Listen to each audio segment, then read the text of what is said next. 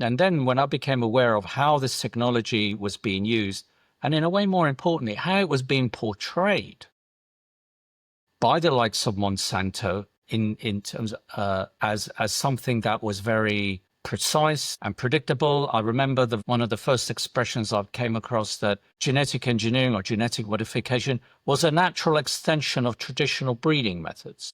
And when I read this, I thought, wait a minute, this does not add up with what the science that underpins this technology actually tells us. First of all, it bears no resemblance to traditional breeding methods. I can tell you that straight away.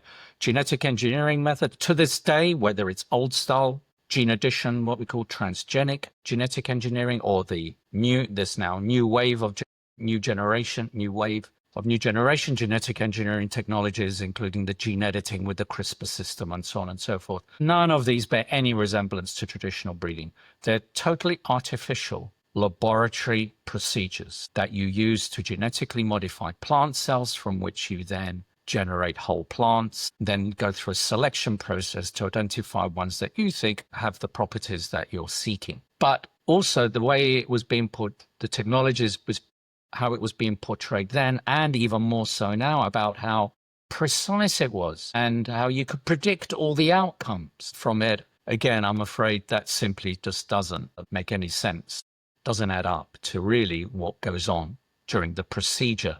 I want to emphasize here the procedure of genetic modification methods, whether it's old style gene addition, transgenic, or new style gene editing methods.